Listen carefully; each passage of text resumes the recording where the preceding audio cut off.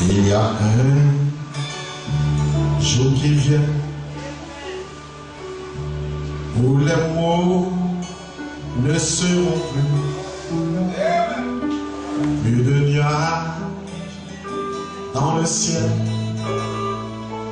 plus de larmes à jamais. Tout est paix et pour toujours sur nos feux et pavé d'or.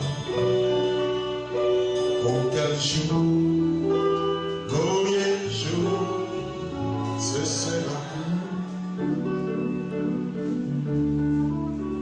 Il y a un jour qui vient où les mots ne seront plus de nuages dans le ciel. Voilà Jésus. Que le nom de Dieu soit béni.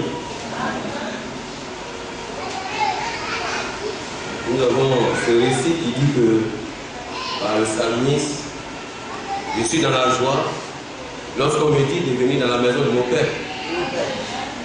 Oui. Et cette joie-là doit être manifeste. Comme déjà le pasteur n'en a plus le temps de nous exhorter en cela. Et c'est que c'est ainsi la vie des enfants de Dieu. Paul pourrait dire, rien ne peut m'empêcher de louer mon Dieu. Rien. Ce ne sera pas la disette, ni la fête, ni la nudité. Alléluia. Qui peut m'empêcher de louer mon Dieu. Il s'agit de marcher dans son intégralité.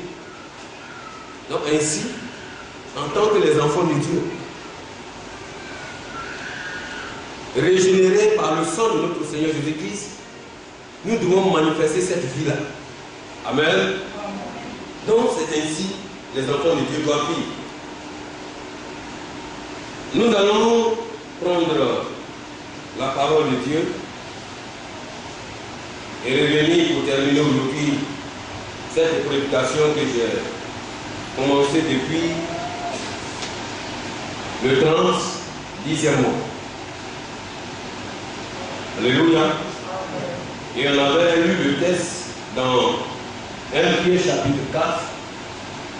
Et nous avons commencé au verset 7. Nous n'avons pas pu terminer ce jour-là. Donc ce soir, par la grâce de Dieu, nous allons le terminer. Et le thème était la fin de toutes choses est proche. Amen. La fin de toutes choses est proche. Et cela a été tiré du verset 7. Amen. Et nous sommes arrêtés au verset 12. Et nous allons reprendre un peu pour emmener chacun d'entre nous de mieux suivre. Amen. Je vais faire la lecture. Verset 7 de 1 Pierre chapitre 4. La fin de toutes choses est proche. Soyez donc sages et sobres pour vaguer à la prière. Avant tout, ayez les uns pour les autres un ardent amour, car l'amour couvre une multitude de péchés. Exercez l'hospitalité les uns envers les autres sans murmure, comme de bons dispensateurs des diverses grâces de Dieu. Que chacun de vous mette au service des autres le don qu'il a reçu.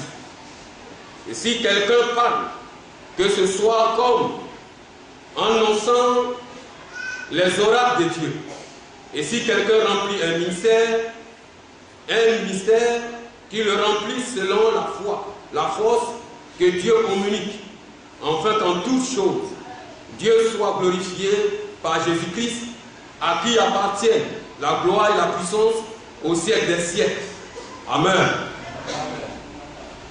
Mais bien aimés, ne trouvez pas étrange d'être dans la fournaise de l'épreuve, comme s'il vous arrivait quelque chose d'extraordinaire. Alléluia. Et en cela, poussés par l'Esprit de Dieu, nous avons pris quelques versets pour accompagner cela. Et ce jour-là, ça a été dit, comme Paul a donné cette instruction à Timothée. Alléluia. Et nous allons jeter un coup d'œil sur cela. 2 Timothée chapitre 4, à partir du verset 1. 2 Timothée chapitre 4.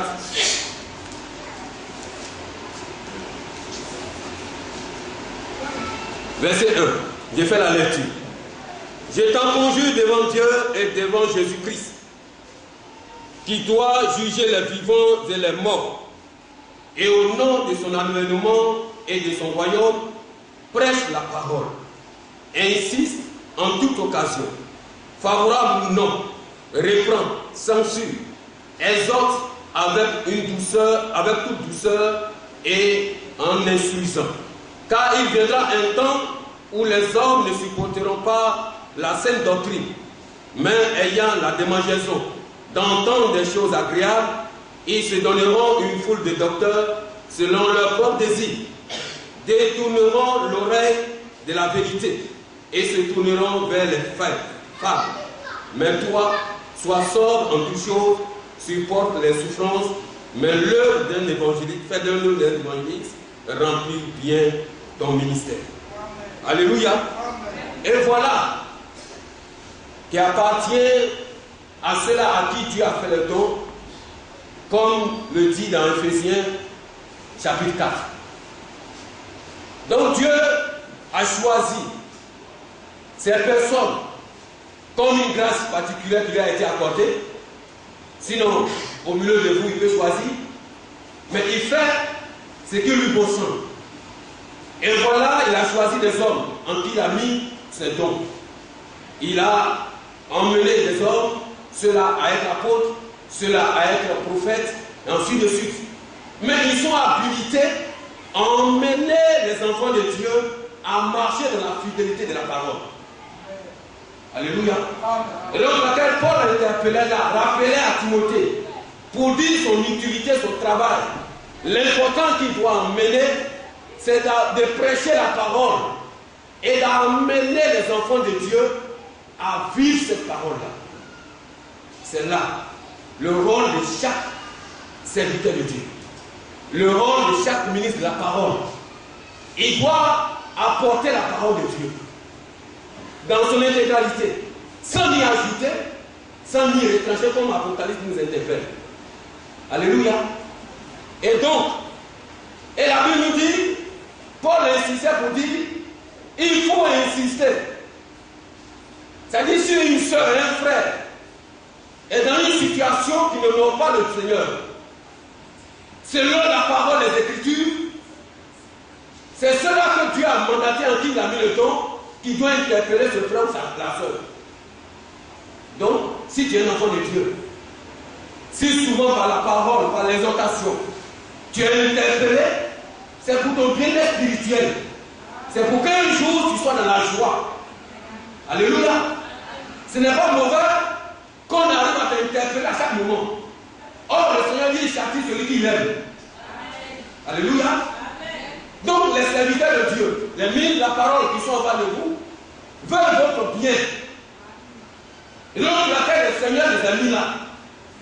Quelqu'un qui veut le bien-être, dont il ne peut pas permettre d'empêcher son fidèle ou un frère en Christ, une soeur en Christ, d'aller dans un trou.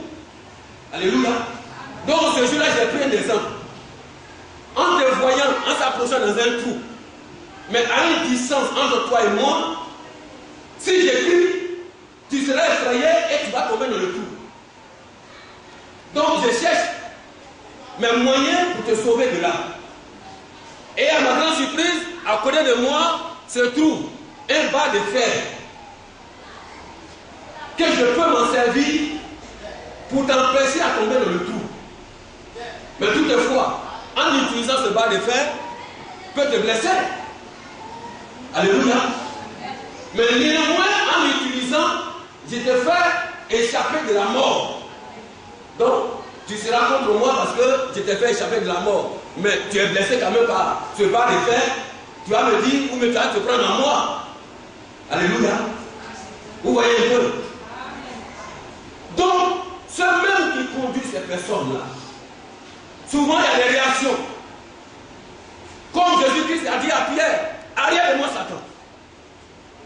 J'ai dit un jour, si on disait même aujourd'hui, de nos jours, à un frère ou à une soeur, mes amis, peut-être la soeur va se tenir là et puis va sortir, mon temps va prendre ses trucs et c'est Bible, c'est ça. Et puis tu lui dis, ce pasteur-là ou bien cet homme-là, vraiment il se fout de moi. Il ne sait pas qui je suis. Alléluia. Mais Pierre, lui, n'a pas dit cela parce qu'il savait qu'en travers cela, c'était son bien. Amen. Donc, notre rôle, c'est d'emmener chacun d'entre nous à être fidèle pour que nous soyons sauvés un jour. Et en cela, nous continuons. Et nous allons prendre 1 Thessaloniciens chapitre 4. Et nous allons lire le verset 13. Nous ne voulons pas, frères, que vous soyez dans l'ignorance au sujet de ceux qui sont décédés, afin que vous ne vous affligez pas comme les autres qui n'ont point d'espérance. Car si nous croyons que Jésus est mort et qu'il est ressuscité, croyons aussi que Dieu ramènera par Jésus et avec lui ceux qui sont décédés. Voici en effet ce que nous vous déclarons d'après la parole du Seigneur. Nous les vivants, restés pour l'avènement du Seigneur, nous ne défoncerons pas ceux qui sont décédés.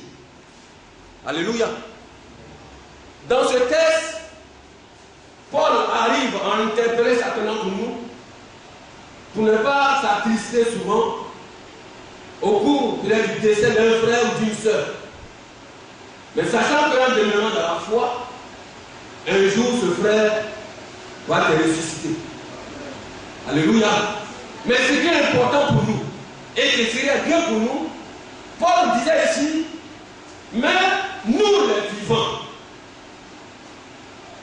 Alléluia. Il a dit les vivants. Mais il y a beaucoup de vivants. Mais de quels vivants qu'il parle ça? De quels vivants Paul parle ce jour-là? Il parle des vivants, des enfants de Dieu. Ceux qui écoutent la parole de Dieu. Et nous devons savoir que ce n'est pas ceux-mêmes qui sont hors de la parole. C'est vrai que nous sommes vivants. J'ai la vie. Et quand tu sors tout à l'heure, tu vas voir un païen qui a la vie. Il est aussi vivant. Mais nous parlons des vivants spirituels qui marchent selon la parole qui a été donnée pour leur temps. Vivant, si tu es vivant, ça vous dit quoi? Ça vous dit que c'est ceux-là même qui vivent la parole dans son intégrité. Alléluia. Paul parle là de celles et ceux qui gardent la parole et qui la mettent en pratique. C'est de cela le Seigneur parle. Et il dit nous les vivants, restez pour l'avènement du Seigneur. Ceux qui entendent ce grand jour. Mais nous entendons ce grand jour comment? Donc nous devons l'attendre en partant dans le vagabondage ou bien dans les débauches. Non. Ou bien hors de la parole de Dieu. Non. Pourquoi aujourd'hui nous appelons les vivants? C'est pour que nous restions dans la parole qui nous a été donnée, dans l'obéissance de toute la parole de Dieu, les commandements de Dieu. Alléluia. Sinon, on sait la même chose que les païens qui n'ont pas la parole, qui sont aussi vivants, qui marchent aussi comme nous, qui ont la vie en eux, qui ont le souffle de vie. Mais la Bible nous parle là de ceux qui sont vivants, c'est ceux qui vivent la parole de Dieu. Alléluia. Donc, nous sommes interpellés à ramener les enfants de Dieu à vivre tous les commandements de la parole de Dieu. C'est là l'importance de chacun d'entre nous. Toi et moi, nous devons nous aider. Parce que dans 1 Pierre, quand nous allons continuer notre texte tout à l'heure, ça a interpellé les uns et les autres. La parole de Dieu est faite pour que vous et moi, cette parole nous ramène à chaque moment à garder la vraie parole, la vraie vie de Dieu. Comment nous devons marcher? Sur quel chemin? Ne pas aller de gauche ni à droite. Alléluia. Donc nous les vivants, ceux qui sont vivants C'est ceux-là qui gardent la parole de Dieu. Tout à l'heure, nous avons chanté ces chants-là. Amen. Et le dernier chant nous dit que mes os vivront encore. Souvent, si tu ne comprends pas ce texte de cette parole, peut-être tu as parlé de tes os physiques. Alléluia. Mais quand tu médites cette parole, tes os doivent vivre en marchant dans la parole de Dieu. Sinon, sans que tu es hors de la parole de Dieu, tu n'auras pas la vie. Amen. Mes os vivront encore. Tes os doivent vivre si réellement tu restes dans le bon milieu de la parole de Dieu. Sinon, sans la parole de Dieu, tu n'es rien. Tu es mort en tant que vivant. Ce qui nous fait vivre, c'est la parole de Dieu. C'est la véritable parole que nous entendons jour et nuit. Et c'est cette parole qui nous donne la joie.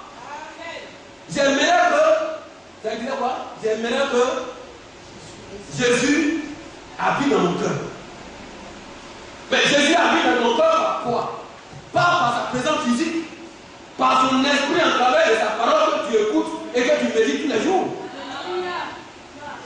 C'est ça qui fait vivre ta vie, ton esprit, ton âme, et tu es dans la joie. Sans la parole de Dieu, nous ne sommes rien.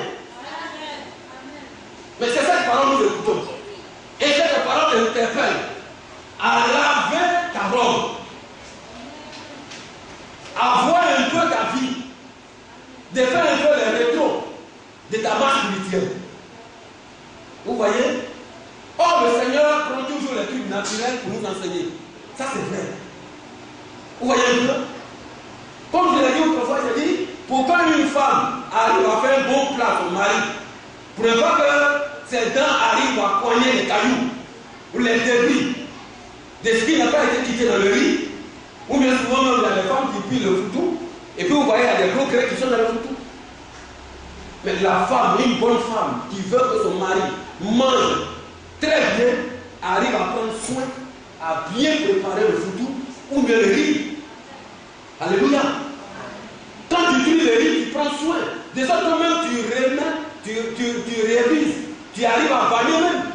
Il y a d'autres même qui ont des calebasses pour permettre vraiment à bien manager de là, pour que les grains de cailloux qui sont cachés, qu'elle n'a pas pu retrouver, se retrouvent au fond de l'eau, dans la calebasse. Vous voyez un peu? Je sais que ce que j'en parle dans les femmes connaissent. Comme j'ai beau suivi ma maman, donc souvent je la vois, elle prend soin. Dans sa cuisine, elle a deux calebasses, elle met le riz, elle met l'eau dedans, et puis elle arrive à tourmenter un peu, bon, à tourner un peu, de sorte que c'est le riz qui tombe. Et à la fin de compte, à la fin de toutes ces choses, c'est les cailloux qu'elle n'a pas pu voir qui restent dans la calebasse. Et quand tu manges très bien. Alléluia. C'est que ici aussi la parole de Dieu. La parole de Dieu qui est donnée nous emmène à réviser notre vie. Alléluia. Donc chacun doit méditer. Chacun doit regarder à cette parole-là. Pour nous emmener à marcher vraiment dans la voie. Donc étant vivants, nous devons nous préparer vraiment à attendre le retour glorieux de notre Seigneur Jésus-Christ. Donc laquelle le Seigneur dit, nous les vivants, restez pour l'avènement du Seigneur, nous ne défoncerons pas ceux qui sont décédés. Amen. Donc ici, nous voilà aujourd'hui, nous devons marcher dans la voie de Dieu. Et nous devons rester dans tout l'ordre de notre Seigneur Jésus-Christ. Nous allons un peu loin, et pour comprendre un peu notre importance, notre vie, comment nous devons vivre dans cela, comment nous devons nous comporter, pour que nous soyons dans la joie, pour que souvent cette chanson que nous chantons, j'ai l'assurance de mon salut. Oui, tu auras l'assurance de ton salut lorsque tu gardes précisément la parole de Dieu et que tu la vis. Amen. Vous voyez, je prends un exemple présentement de nos deux frères, c'est-à-dire le frère ici et la sœur Annie qui doit se marier. premièrement elle est fiancée, mais elle est en train de se préparer pour qu'elle se sente belle devant son homme ce jour précis. Alléluia. Un jour j'ai vu Annie et je vois vraiment des masques sur son visage. Elle est en train de nettoyer son visage.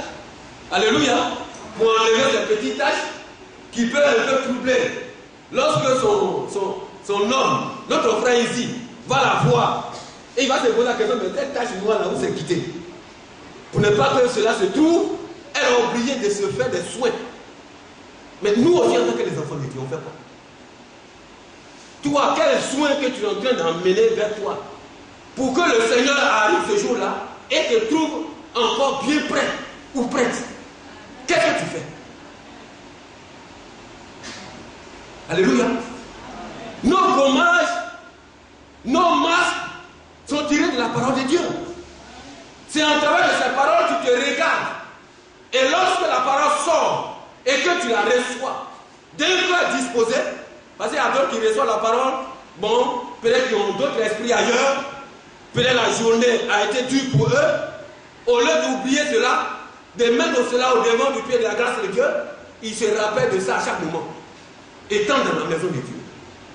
Et comment tu peux permettre à cette parole de au moins déceler des choses qui sont cachées en toi?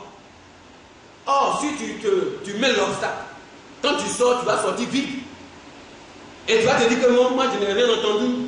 C'est cette parole-là, c'est comme nous l'appelons des canards mouillés. Le canard est là, quand tu verses l'eau sur lui, c'est-à-dire l'eau seulement est versée sur sa surface, sur ses plumes, mais ça n'a pas arrivé au fond de ses ailes. C'est comme ça qu'il y a des autres qui sont. Lorsque la parole vient, il ne permet pas cette parole de toucher leur chair, d'aller en profondeur de leur cœur. Alléluia. Et quand ils sortent bredouilles, vite. Et tu les vois marcher dans la rue, tu les vois marcher au milieu du monde, où ils devaient être de la lumière, ils sont encore des ténèbres. Pourquoi? C'est pas comme ça que tu dois attendre ton Dieu. Revoyons notre vie, mes frères. Revoyons notre sens de vie sur la terre des hommes. Alléluia.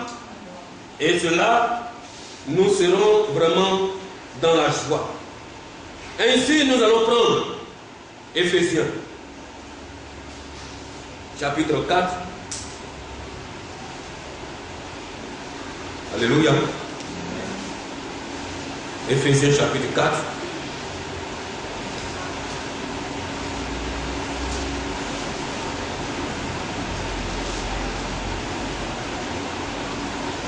J'ai fait la lecture au verset 29.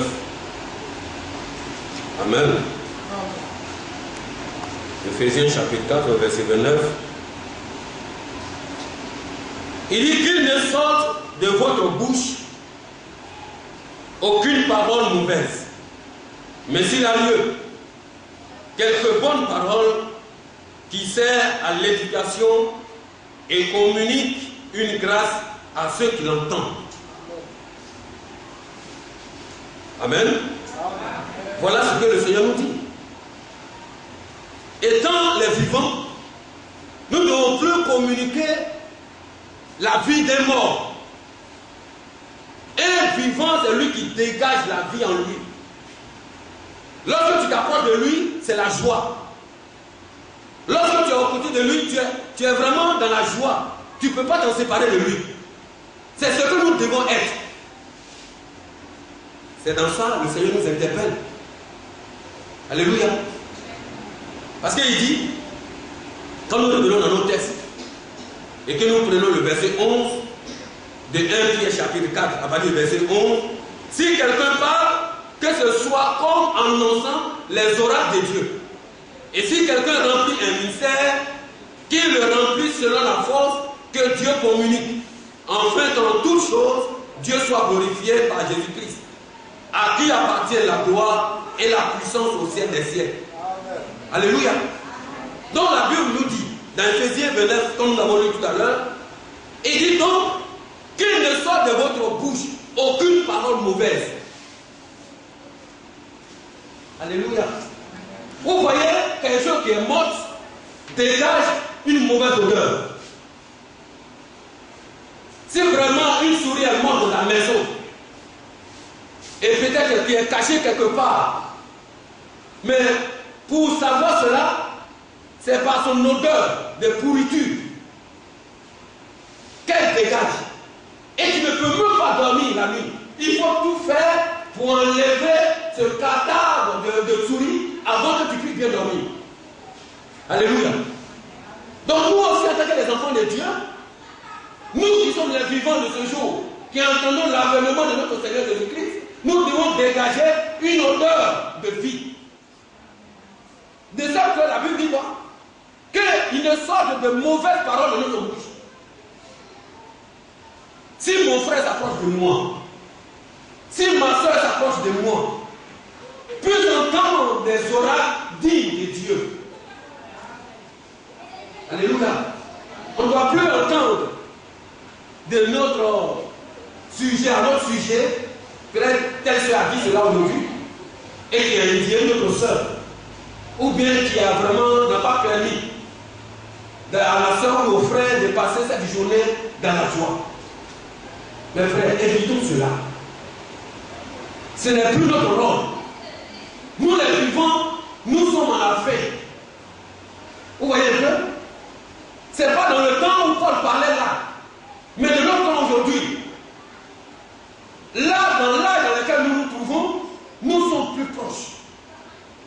Donc nous devons prendre soin de notre vie. Lorsque tu dois parler à ton frère et à ta soeur, il faut tourner ta langue 7 fois. C'est ce que le Seigneur nous interpelle. Amen. Et la Bible dit quelques bonnes paroles qui servent à l'édification et communiquent une grâce à ceux qui l'entendent. Tu dois communiquer une grâce, une joie, une paix à ceux qui l'entendent. Amen. Nous continuons, nous revenons dans 1 Pierre chapitre 4 et nous prenons la parole pour dire dans verset 12, il dit le bien-aimé, ne trouvez pas étrange d'être dans la fournaise de l'épreuve, comme s'il vous arrivait quelque chose d'extraordinaire. Réjouissez-vous, au contraire, de la part que vous avez aux souffrances de Christ, afin que vous soyez aussi dans la joie et dans l'allégresse lorsque sa gloire apparaîtra. Amen. Amen. Alléluia. Amen. Un jour, le ministre de la parole, le bien-aimé frère Simeon disait cela. C'est vrai que la Bible a relaté un peu l'histoire de Job. Et souvent nous prenons Job. Quand Job s'est retrouvé en face de la mort de ses enfants, en face de toutes ces richesses qui sont perdues, et jusqu'à ce qu'il reçoit une autre maladie, et cette maladie l'emmenait à s'asseoir dans la cendre. Et lorsque la femme finit de faire la cuisine, et pour se soulager, il prend des teinçons de bouteilles. Quand on finit de parler cela, on trouve que c'est vraiment cela, c'est facile. Alléluia. On trouve que cela, c'est facile. On trouve cela facile.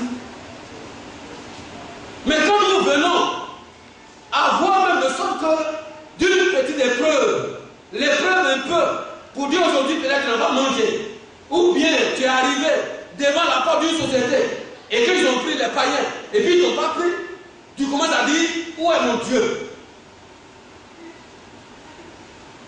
C'est que mon Dieu n'existe pas. Mes frères, Job n'a pas donné ses ans de propos. Job n'a pas dit, mon Dieu n'existe pas. Il n'a jamais indiqué le nom de son Dieu, mais plutôt il l'a glorifié. Mais quant à aux autres aujourd'hui, un petit problème, quelques petites épreuves, commence déjà à indiquer son Dieu. aux yeux des païens. Pourquoi? Qui es-tu? De cette petite épreuve, de cette situation, crois-tu que Dieu ne peut pas t'enlever? La Bible dit ici, mais bien aimé, ne trouvez pas étrange d'être dans la fournaise de l'épreuve. Alléluia. Comme si vous arrivait quelque chose d'extraordinaire. Quand nous prenons la parole de Dieu, qui est notre exemple, l'exemple qui a été donné, et la Bible dit que ces choses ont été données comme exemple, pour que nous ne soyons pas étonnés de ce qui va nous arriver. Si tu as pris le temps de lire la Genèse jusqu'à l'Apocalypse, et tu sais que cette souffrance que tu as aujourd'hui, il y a d'autres même qui ont fait le triple, que tu n'arrives pas à avoir atteint cela. Mais toi, à cause des petites choses, peut-être tu as un le caillou, ton orteil est coupé, tu commences en même temps à te lancer, te lamenter.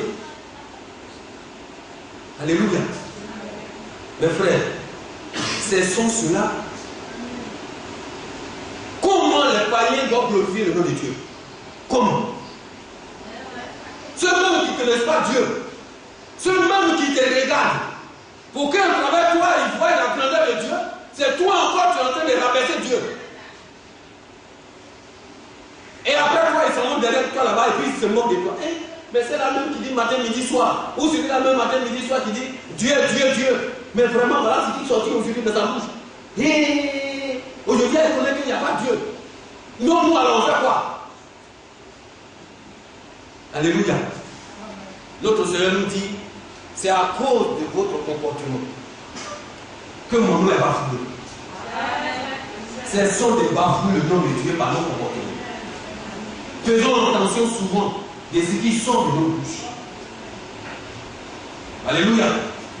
Nous prenons Jacques. Jacques, chapitre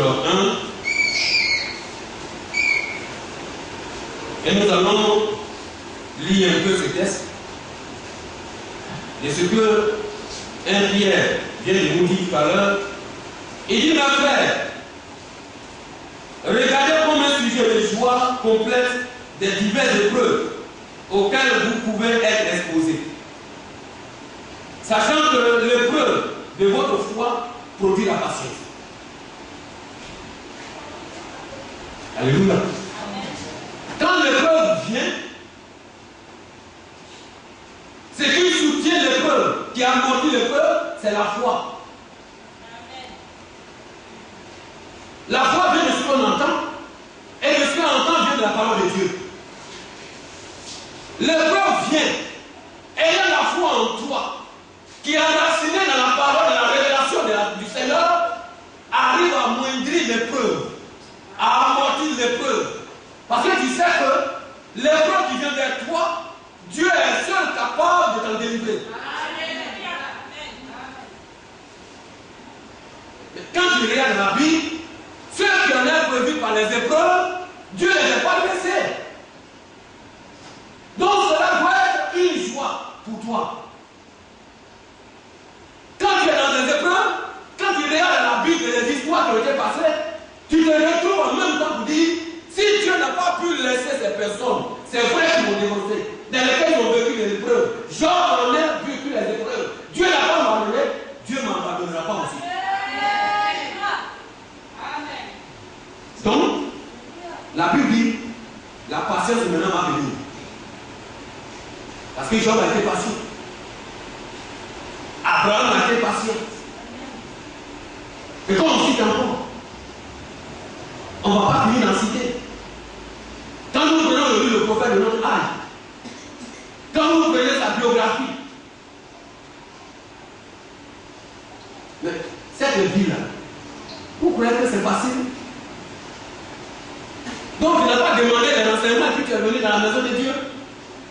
Tu croyais que tu allais vivre de 5 sur 5. 100% tu restes dans la joie seulement. Un véritable enfant de Dieu passera toujours dans cette tribulation. Le Seigneur t'a informé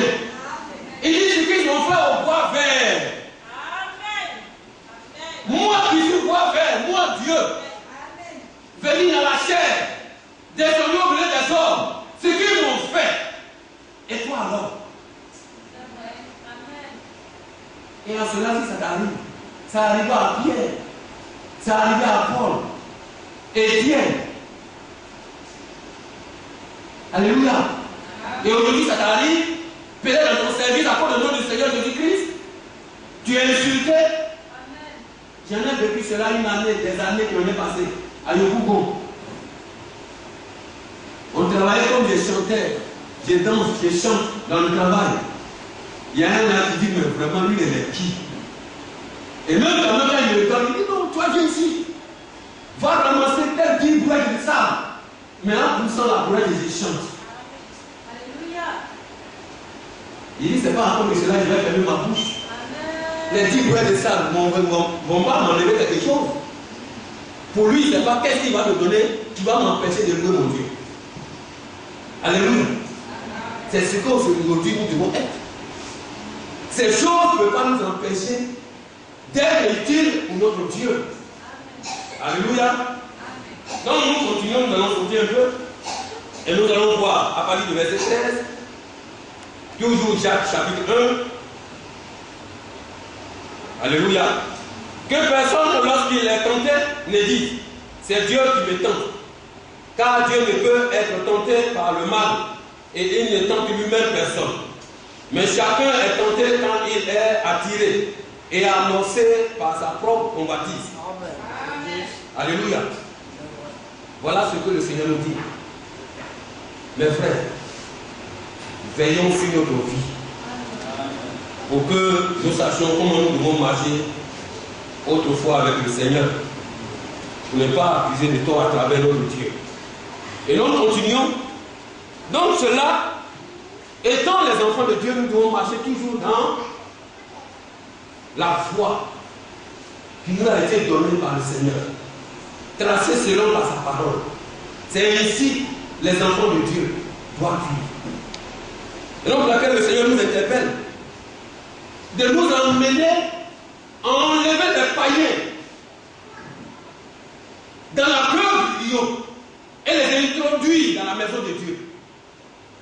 C'est là le rôle de chacun d'entre nous. Nous devons être utiles pour le Seigneur. Pourquoi? Parce que nous devons les enlever dans cette confusion-là.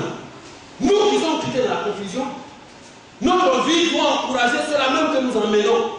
Ou par notre lettre. Et notre lettre, c'est quoi? C'est la vie que nous menons chaque jour. Par où nous sommes trouvés, nous trouvons.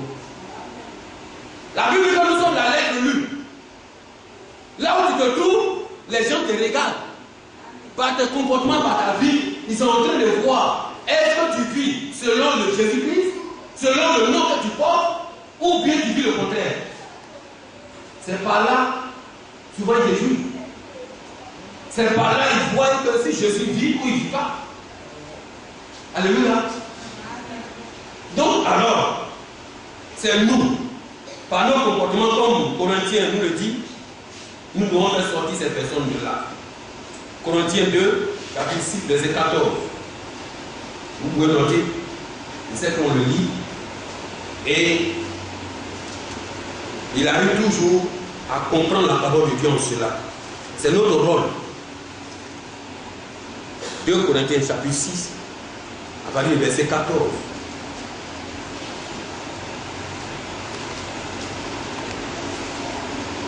Alléluia. Il dit, ne vous mettez pas avec les infidèles sous un joug étranger. Car quel rapport y a-t-il entre la justice et l'iniquité? Ou qu'y a-t-il de commun entre la lumière et les ténèbres? Alléluia. Quel accord y a-t-il entre Christ et Bélial? Ou quelle part a le fidèle avec le fidèle? Et c'est là le Seigneur nous interpelle.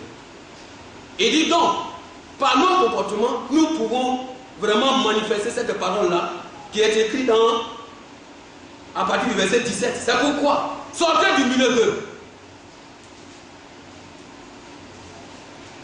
Par notre vie, ils vont comprendre qu'aujourd'hui, il y a la vie réelle de Christ. Ils ont même vécu dans la confusion. Et ce temps dans lequel nous sommes, c'est ce temps.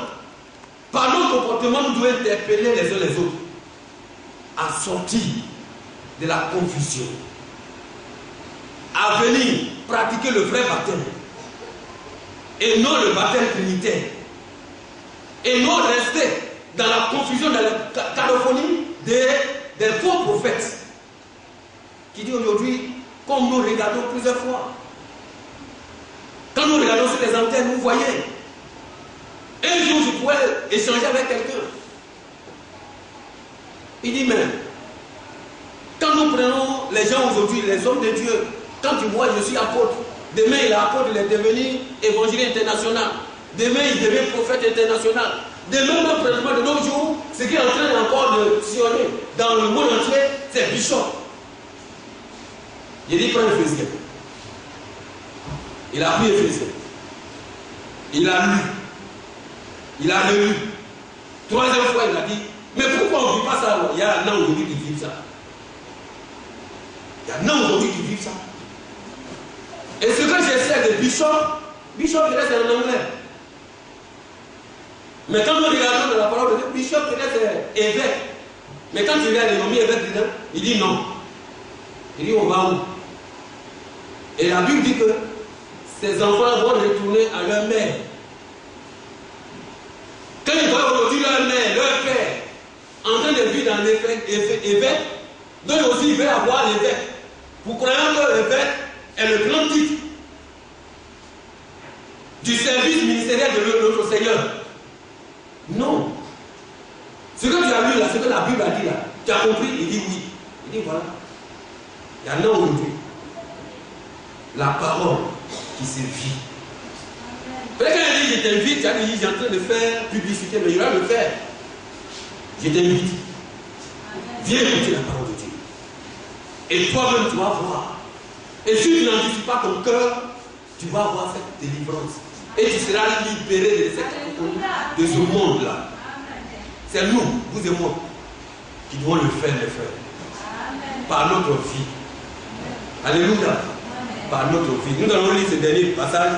Et puis aujourd'hui, on finit. Éphésiens 2. Puis c'est fini. Oui. Alléluia, ce dernier passage. Éphésiens 2.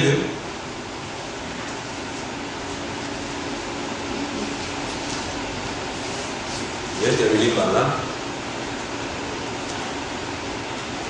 À partir du verset 19.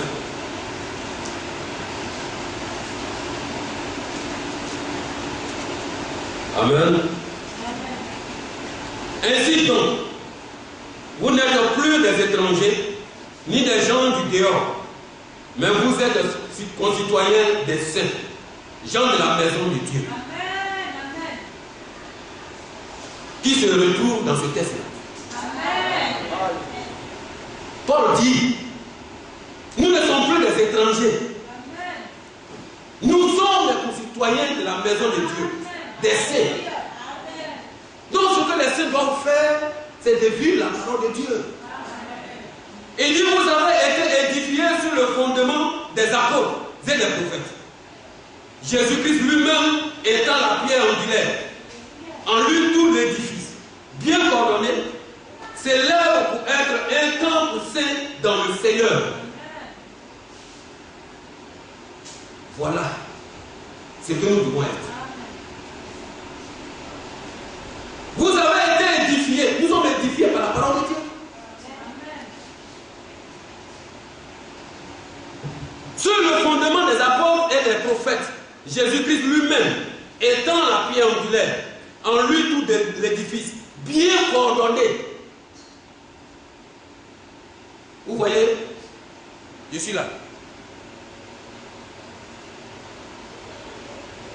Un corps à part entière, de la tête, les yeux, les oreilles, tout, bien coordonné. Et nous sommes le corps de Christ. Alléluia. Nous devons être bien coordonnés parce que nous avons écouté la parole de Dieu. Nous sommes édifiés dans cette parole-là. Pourquoi donc nous diviser encore? Pourquoi donc nous murmurons au milieu de nous encore? Pourquoi donc avoir des propos vraiment insensés qui n'arrivent même pas à glorifier le nom de Dieu, qui ne peut pas permettre que ma soeur qui sera à côté de moi sera dans